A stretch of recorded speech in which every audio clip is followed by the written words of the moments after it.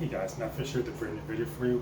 So I want to talk about incline treadmill sprints as a way to burn body fat. It's a very effective way. I have kind of a unique twist on it that works well for me that I thought I'd share with you. So this is going to be a two-part video. The first part, I'm going to explain it, describe it, go over the science behind it. And the second part, for more visual learners, I will demonstrate. So we talk about incline sprints on a treadmill. A couple of things we have to talk about here. First of all, sprinting on a hill and treadmill are two totally different things. On a hill, I would tell you, you just run as fast as you can, no problem. On a treadmill, the safety factor is there where if you're going as hard as you can and then get too tired, an accident can happen. And if you've ever been at a gym where someone's been flung off a treadmill, it is an absolutely terrifying thing.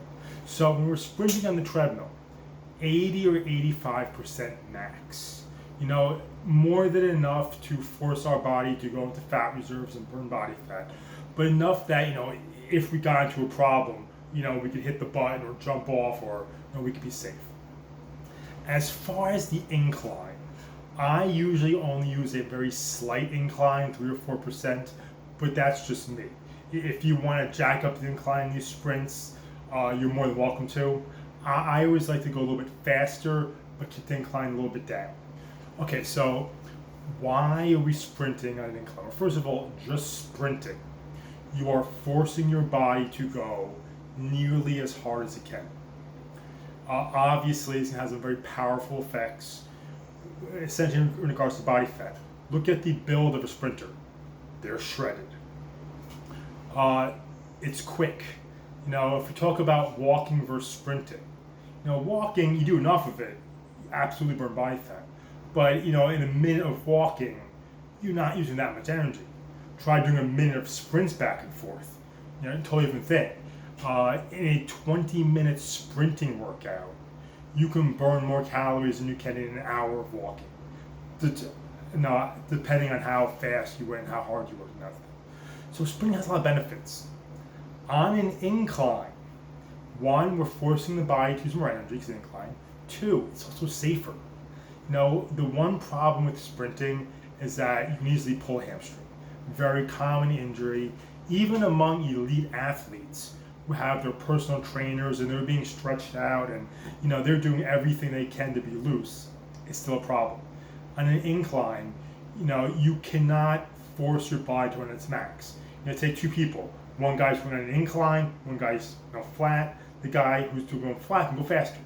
The incline slows you down, which also helps to prevent injury. And again, the incline forces your body to use more energy. When I do these on a treadmill, I get my heart rate up into the 170s and 180s. It's the only real exercise where I can keep my heart rate up that far, that high for that long. Okay, so here's how I do it. The way I do this is you are going to start off at your maximum speed. That's about 85%. So I go at about an 8.1, 8.2 speed. And I will do that for 15, 20 seconds. Then you lower the speed a little bit. 8, 7.9. Another 15 to 20 seconds. Lower it again. 7.7, 7.5. Another 20, 30 seconds. 7.2. Another 15, 20 seconds. 6.9. You get the idea. In this way, you are stressing out the body for a good 3-4 minutes. And for those 3 or 4 minutes, you are maximizing your body's fat burning capabilities. Once you get down to 5 or so, walk. Just walk. Walk on the treadmill. 0 incline, 3.5 speed. Just walk. As long as it takes you to recover. Could be 3 minutes.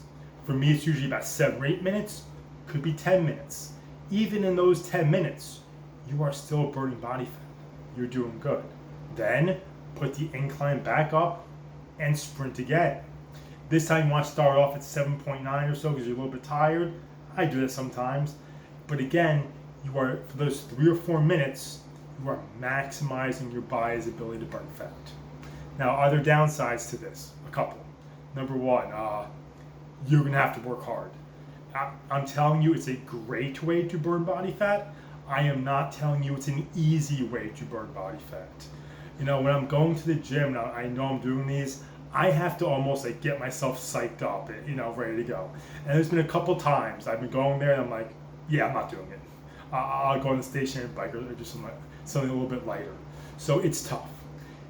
It's so tough, I would tell you, this is not the kind of thing you do every day. I think eventually it's just too much on your legs. Your body needs to recover. For me, this is a once a week, twice a week thing maybe. How you structure your workouts is entirely up to you. I tell myself that I'm doing 10 of those, interval sprints.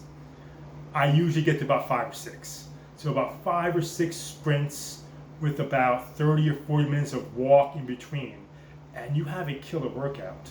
On a treadmill that's very stingy on the calories, it's usually an 800 or 900 calorie burn when I do this.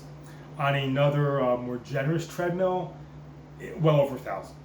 So it's a very powerful thing for the body, burns a lot of body fat, makes your heart stronger, which has so many benefits. The other way I like to use these is, let's say I just know it's like a Friday night. It's gonna be a bad nutrition night. Well, okay, do this before dinner or whatever, and it may not totally negate the 5, 6, or 7 slices of pizza I eat, but it'll definitely keep the damage to a minimum. So this is a great conditioning tool. And if you're still a little bit confused on how you do it, part 2 I will demonstrate. I will show you my heart rate, which could be in the 150s, 60s, or 70s. So give this a try. Just, start off easy and work yourself into it. One other thing, if you are really out of shape, got a lot of weight to lose, this is probably not the exercise for you. I would say go on an incline walk. That will get the job done, absolutely. This is something where you're really looking to push it to the next level and you want a tough workout, or maybe you don't have a lot of time to work out. You have 20 minutes. 20 minutes, you do 3 of those interval sprints, you have a pretty good workout. Okay? Guys, have a good day.